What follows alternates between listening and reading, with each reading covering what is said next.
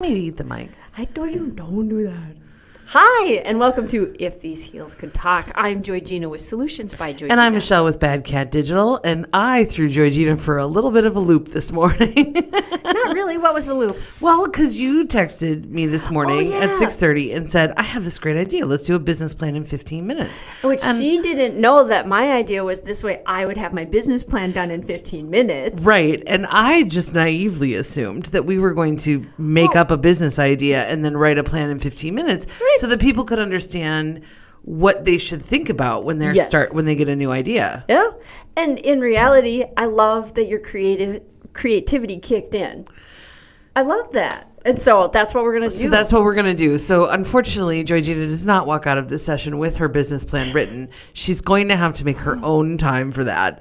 But what we're going to do today is we're going to use a template and make a one-page business plan. And this is because business plans can feel super overwhelming, super official, and like 75 pages long. Like there's so much work, and it stops people from pursuing ideas. And if you are going to be applying for funding, those types of things with your idea, I always have everybody just start with the one pager. Yeah, you're going to need more if you're starting something up and applying for funding. I tell them, I'm like, start with one page, like get that out, and it makes it a lot easier to expand. Because then you've done your thinking and now you're just writing. Yeah.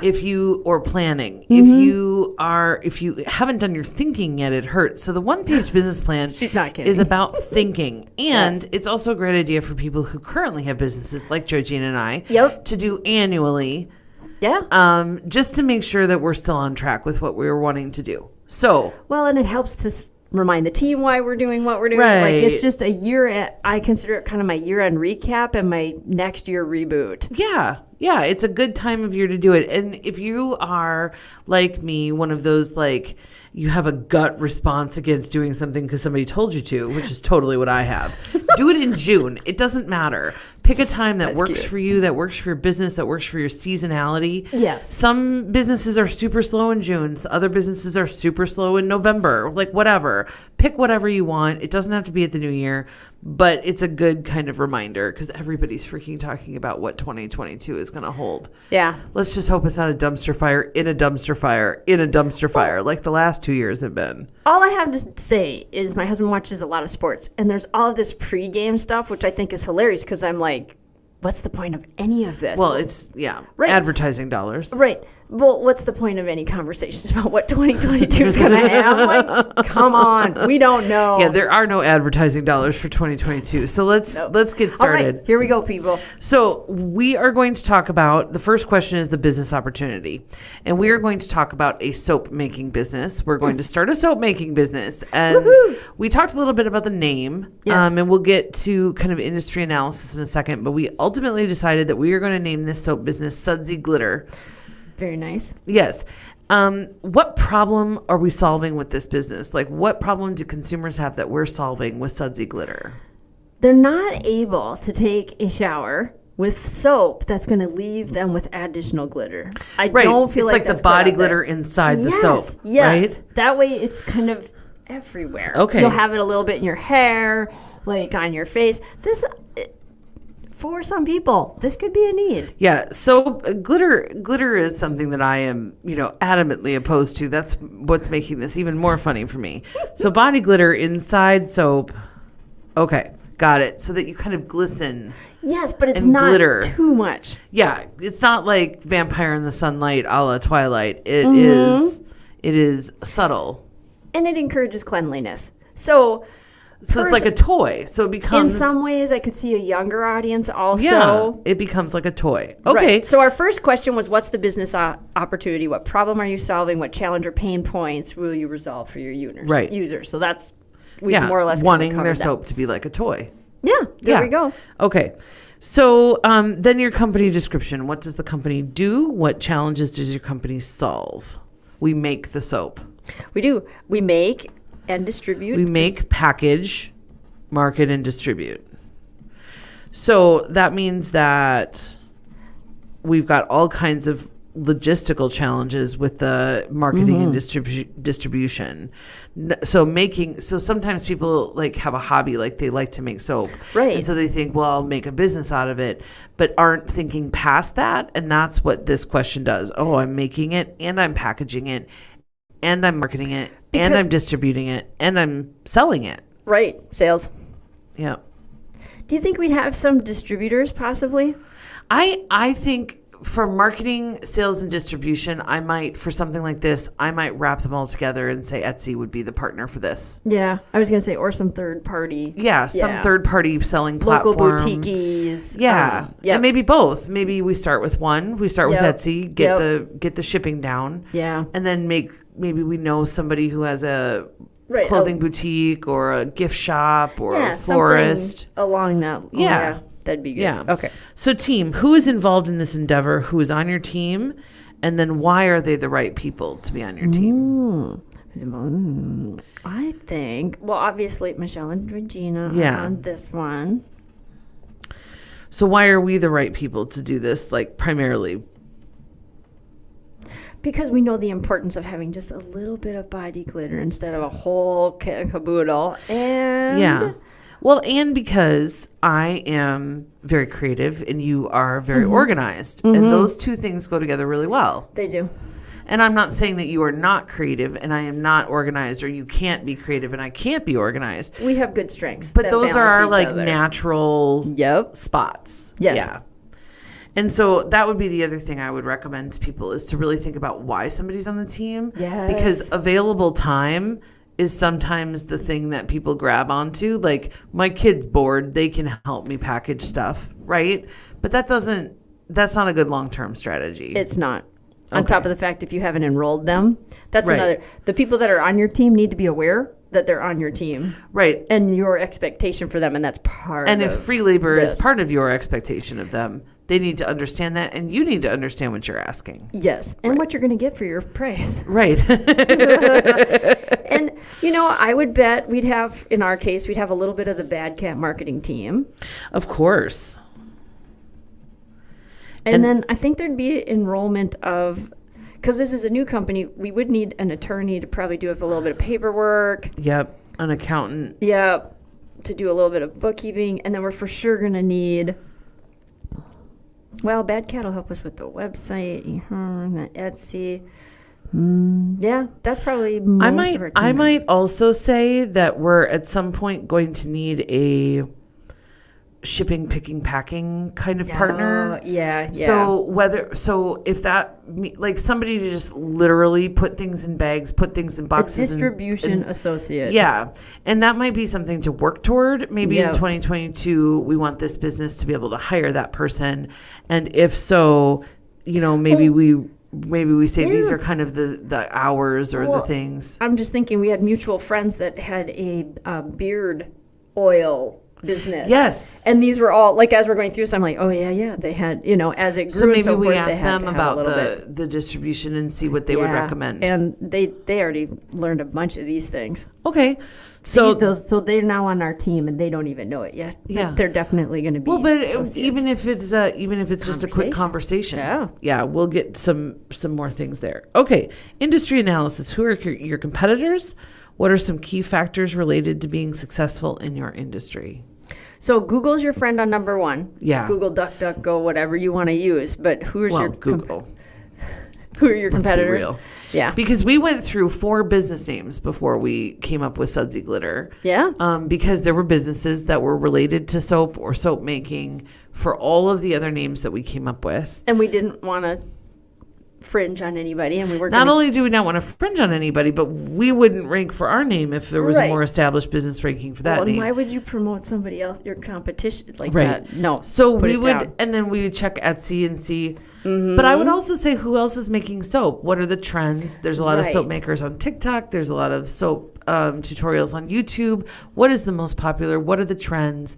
What's showing up on Etsy? Maybe looking at some of the sales data on Etsy to see what's the most popular colors. What do people call things? All of those things can really help. How much should it be? And the story behind it. Yes. I would say, when you're going into something like what we're looking at, which is kind of niche-y and kitschy and people will gravitate to it for a couple reasons. One, it's soap. They really like soap, or they're glittery kind of people. Or they like the smell of soap. Yes. So then we've got scents. So and that's part of the story. Yeah. And people really associate with that when it comes to something of this nature, I'm thinking. And the other thing that I think really, really helps in an industry analysis, because when I buy fancy soap, yes, it's all about the packaging. Oh, yeah. Packaging can be an incredible differentiator, like the box and the tissue paper and maybe some stickers, maybe a little piece of chocolate, or maybe if it's like beeswax soap, you get like a little honey stick with it, or like the little extras that come along with it. Maybe we'd put in a little vial of glitter.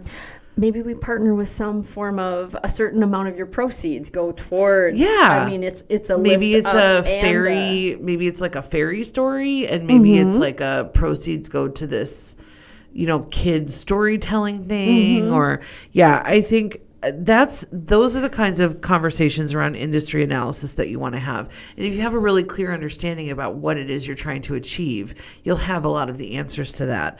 But that's what you're looking for. You're looking at holistically, how do people do this? Yeah. And how are you going to do it differently, better, the way that it makes it yours? And I would say this is one of those great questions that you fill in an answer, you do some Google search and so forth, and then you let it marinate.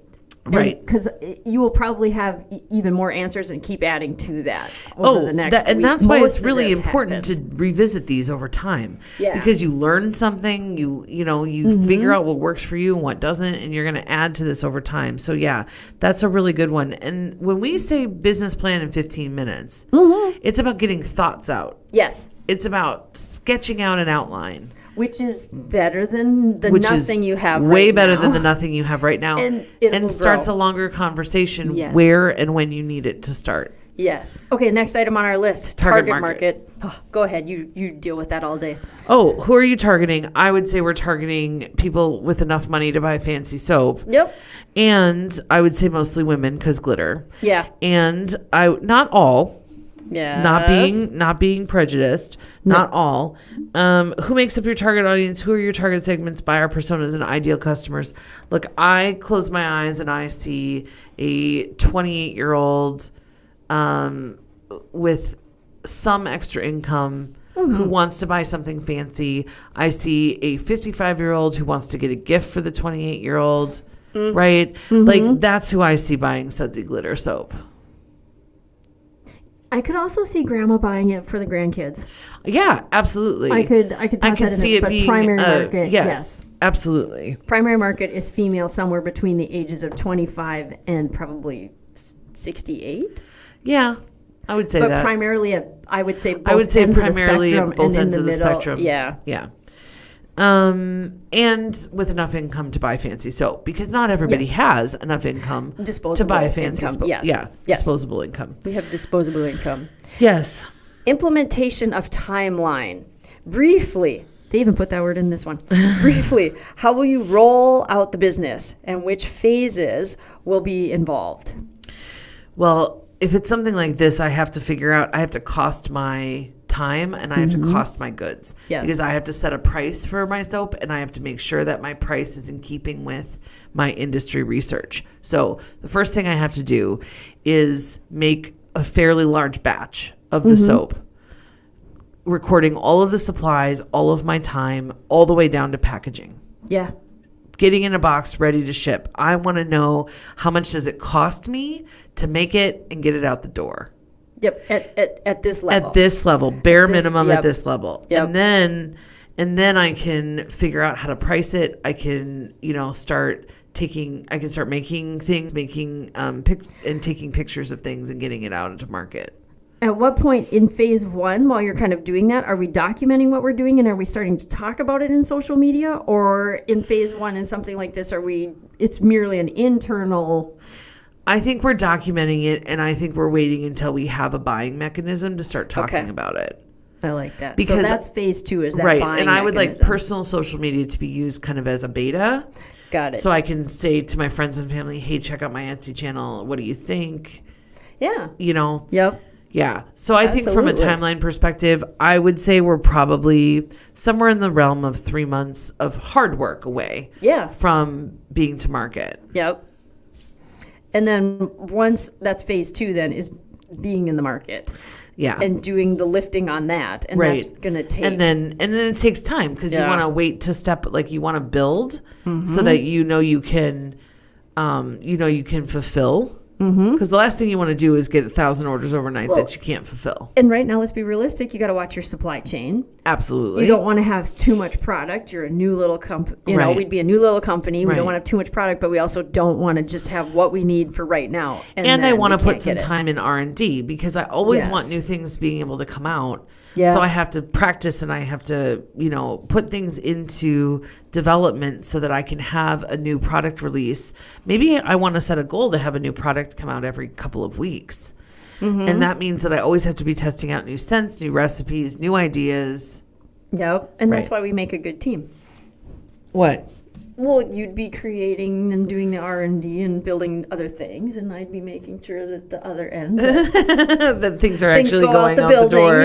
Yes, it would be good. So that's implementing a timeline. Go for the next one. Marketing plan, channels and platforms that you will use to reach and convert your target audience. Well, that's, I think, why we start with the Etsy thing. Yep. But I also think it's not a good long-term strategy. No. I think long-term you need your own website. And I think developing a social media platform and following is going to be absolutely essential. I would focus on video. I would focus on YouTube and TikTok. I would focus on maybe Instagram for some great sexy pictures of soap. Yep. And that's what I would do. Perfect. We've kind of been talking about the whole time. If you've caught on. We have kind of. It wanders in there. Financial summary. What is your cost structure, and what are your revenue streams? Describe your fixed variable costs, and how will you make money? Consider your sales goals for the near future and the long term. Okay, we're biting that off into little pieces. What are your cost structures, and what are your revenue streams? So our cost structure, our revenue streams we've talked about. At first, it's going to be Etsy and our website. Right. And then it's going to be third parties. Right. And the other thing is, and all of those things cost actual money. Right. So Etsy takes a chunk, processing credit cards takes a chunk, so make sure that's about a part of your costing. Part of your cost structure, yes.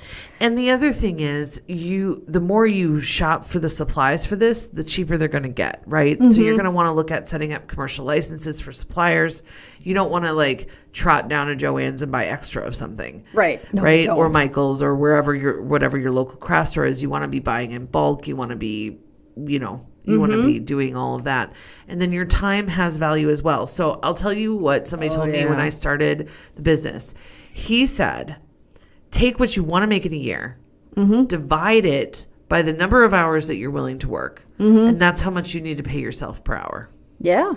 He said you have to be realistic. You can't say you're going to make $100 million in 10 hours a week. Right. Well, you can, but good luck with that. Well, you can, but good luck with that. Yeah, good luck selling your soap for $1 million a pop. Right. But I would say... Gold glitter. I would say that's a realistic way to do it. And so if you need to pay yourself to pay your bills to live, if you need to pay yourself $30 an hour, then you need to cost your soap appropriately for $30 an hour. And then you go back to the industry analysis and say, is that realistic? Is that realistic? Yeah. How do I make it value at that for people? How do I make their experience value at that? Or how do I adjust my costs on the other side so I can continue to pay myself the salary I want? Yes. While I do this. And that's one of the ways you figure out in one page if this is a viable business that can even launch. Right. Sometimes I get to the bottom part of this and it's like, oh, damn, it was a good idea. Damn, it was a good idea. But if I have to sell those soaps for $12 a bar, nobody's buying this. I can't sell them for more than 11, right, or 10, or whatever, right, because the market just won't bear it. And now I have a problem. Yep. Now I don't have a business. Now I don't have a business. I have a hobby. Right. And there's nothing wrong with a hobby. No, but just get that it's not going to bring in revenue and you're going to put a lot of time and energy into it. And that's fine. And that's great. That's what a hobby is. That's what a hobby is. I quilt. Awesome. I don't sell my quilts, and this is why. Yes. Funding required. This is an incredibly important one. Once you get through the financial summary, you have to figure out what your startup costs are going to be. We just said not too long ago, 3 months is our timeline, which means I need to live for 3 months. That's a startup cost because I have to that's 3 months full time. Yep. So I need to live for 3 months without any income. There's no guarantee of income for the first couple of months. So maybe I need to live for 6 months. Anticipate a ramped up year. Right. Like even at your best, you get on Shark Tank, you do all the things. Until those moments, that first year is going to definitely. Right. So I need it's a 6 to 8 months of living expenses. Yes. This is where partners come in handy, by the way. I need the startup costs for a commercial sized amount of the equipment and the supplies, the packaging materials, because I have to order those in bulk. And you'd figured those out over in the implementation, so now you can scale. Right. So I basically need to come up with a number that says this is how much I need to basically start. And it's not going to be in the hundreds. And even in this moment, I've kind of got a rough number that I'm going to put down on what I think it would probably be. Are you writing down $60,000 to $80,000? No, I was going with You said 45. You have different living expenses than I do. You're right. I'm thinking of this as on the set. Like I can do this, but over here, you're right. Probably you're 60 adding to 80. I would add 60 to 80. That's kind of where my brain went right away. But I would when you talk about location and stuff. Yeah. As far as an industrial space to be working out of. Well, and even if you work out of your own kitchen, it's a massive disruption. Yeah. To your space or the garage. Yeah. Yeah. So all of these things, and I know this took a little longer than 15 minutes. We only went over by about a minute. A minute, and we are discussing it if you're doing it in your own head. Yes. So that's your business plan. That's a template for a business plan, and this exercise gets us to understand viability. It gets us to understand next steps. It gets us to understand if we need to get a financial partner. Yes. Or if we can self-fund or self-capitalize this. It's something that we maybe have down on paper to show our partner to get their buy-in, to enroll them in this idea that we quit our jobs and make soap full-time. Yeah. Yeah. With glitter in it. Yep. All of those things, that's what we just accomplished. 20 minutes, 15 minutes.